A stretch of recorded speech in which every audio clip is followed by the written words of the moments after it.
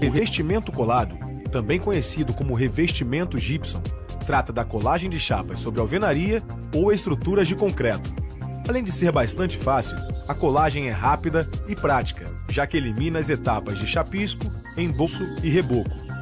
Ela é muito usada para o revestimento interno de paredes de fachada e nas demais alvenarias, em substituição ao processo tradicional de revestimento argamassado. Este procedimento pode ser realizado também em áreas úmidas, utilizando-se, é claro, chapas resistentes à umidade. Vamos ver o passo a passo da colagem. Limpe a superfície, retirando o excesso de pó. Determine o ponto de colagem, deixando no mínimo 5 mm de folga para a cola. Marque no piso o local da colagem da chapa sobre o suporte, deixando um espaçamento de 2 cm para a parte mais ressaltada da parede. Transfira a marcação para o teto. Prepare a cola conforme instruções da embalagem. Para preparar a cola, coloque a quantidade de água desejada em um recipiente limpo, polvilhe o pó sobre a água, aproximadamente 2 dedos acima do nível da água.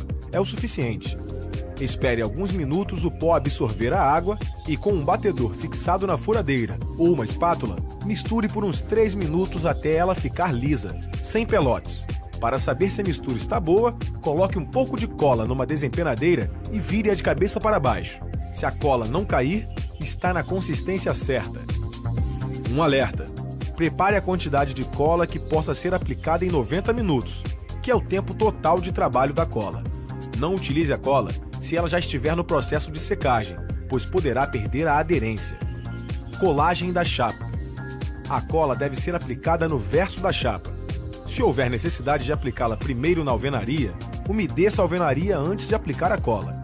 Os pelotes devem ter o tamanho aproximado de 10 cm de diâmetro por 5 de altura.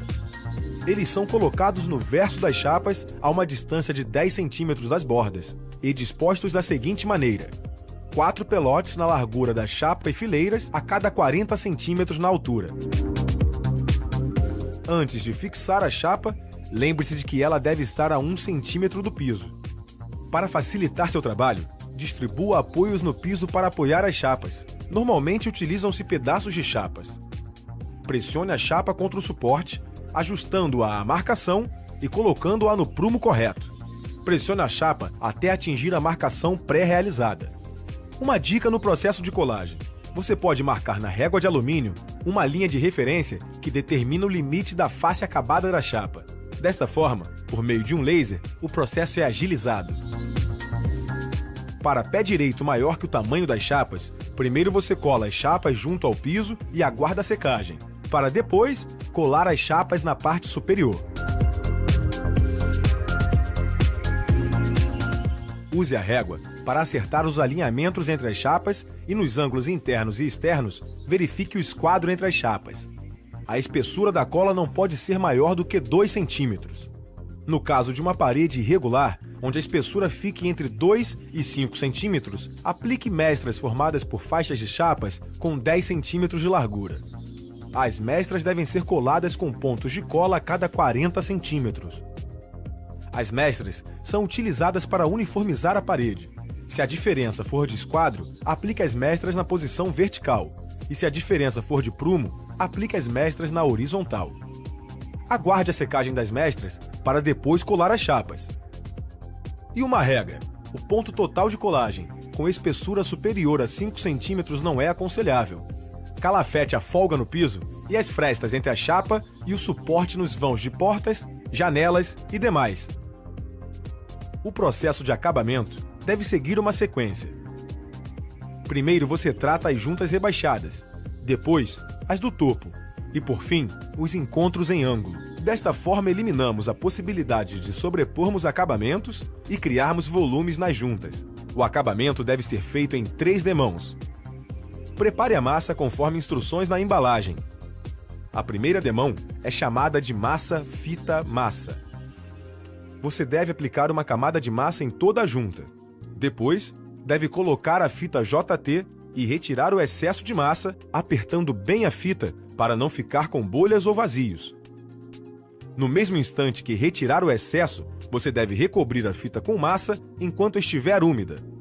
Após a secagem da primeira demão, que dura em torno de 40 minutos, você vai aplicar a segunda demão.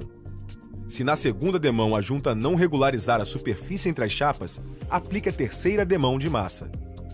Na terceira demão, você poderá usar uma massa mais fluida para conseguir um acabamento mais fino. Nas juntas do topo, primeiro você aplica a primeira demão, o processo massa-fita-massa. Nas juntas do topo, é importante retirar bem o excesso de massa, pressionando bem a espátula ou a desempenadeira para não criar acúmulo de massa. Depois, você vai aplicar a segunda demão de massa com a desempenadeira, posicionando-a a partir da borda da junta em ambos os lados, abrindo a junta em 60 centímetros de largura. Para finalizar, a terceira demão é obrigatória.